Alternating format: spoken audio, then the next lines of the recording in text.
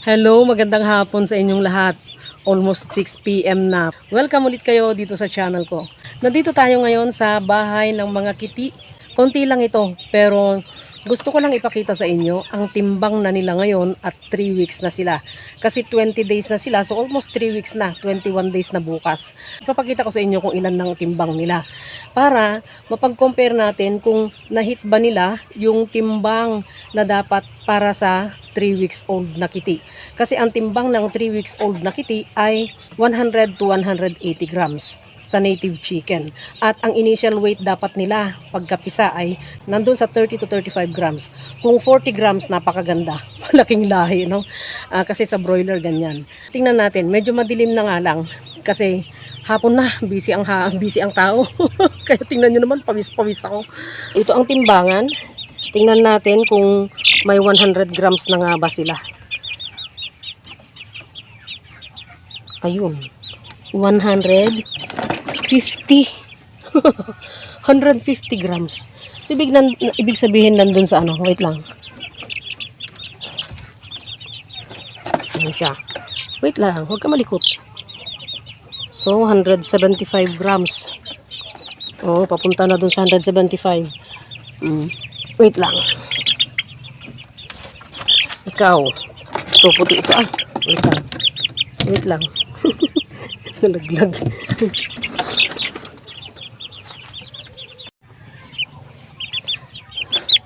So, ito. So, ito siya, oh. Ayan. Hindi ko maipita. Malikot. Teka.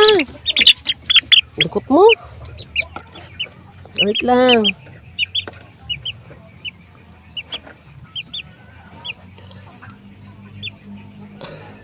Wala, almost 200 grams na siya.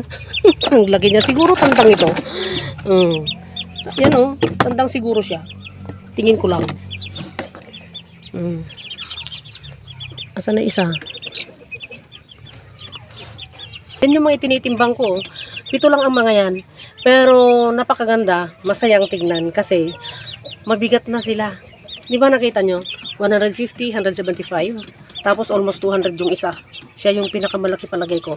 So hindi ko na ititimbang lahat kasi halos pare-pareho lang naman sila ng laki. Pare-pareho sila ng size. So hindi magkakalayo ang timbang ng mga yan.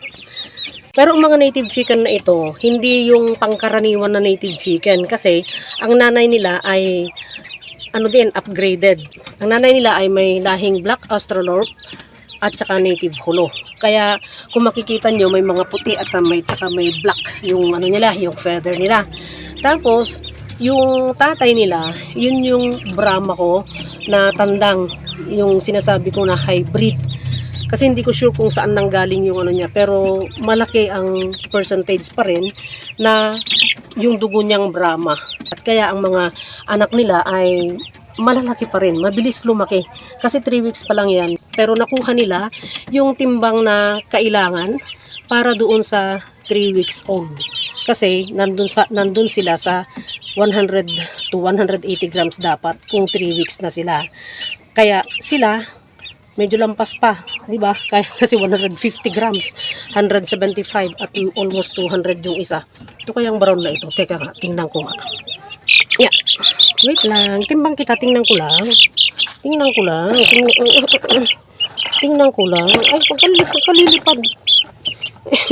Likot nila eh. Wait lang. Wait lang Ayun. Ayun din siya, oh. Ay. Almost din. Mabigat din. Basta 175 mga ganun or 180 nandun. Kasi ito, pang 3 kilos itong timbangan ko.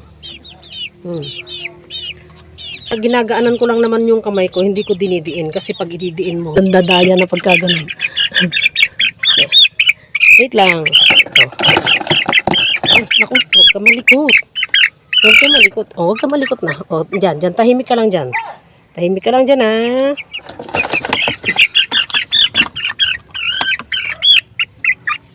Huwag kang malikot.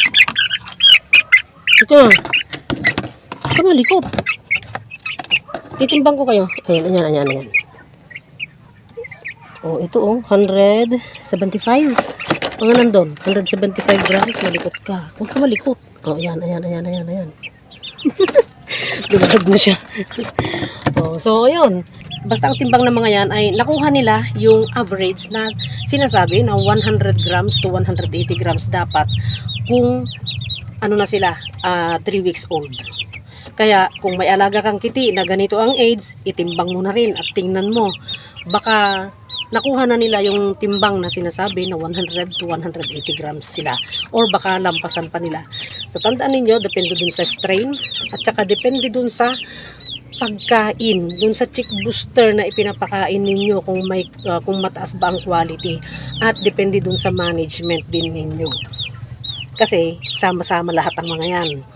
So ang gamit kong chick booster ay Power Max. Hanggang ngayon Power Max, pero may natitira pang 400 grams yata doon na chick booster, yung Power Max. Bumili na ako ng Integra 2000. So yun na ang isusunod kong ipapakain sa kanila. Kaya abangan, abangan na naman ang susunod na kabanata, abangan ang susunod na update ko sa mga manok na to. Sana may natutunan na naman kayo dito sa video ito. At sana huwag kalimutang mag-like, mag-subscribe at pakihit ang notification bell para sa susunod na mga videos ay ma-notify kayo. At salamat sa lahat ng mga subscriber, mga nagko-comment, nagla-like. Yung mga bagong subscribe, salamat sa inyong lahat sa tiwala. Salamat sa interest nyo sa mga topic ko. At sana pagpalain tayong lahat araw-araw at panatilihing masaya, masigla at malusog ang ating mga alagang manok. So ilalagay ko na sila dyan sa box. Papalitan ko ng ano. Yan may sapin sila dyan. May box ito na pinapasukan nila pagkagabi. Bye! Bye pansamantala!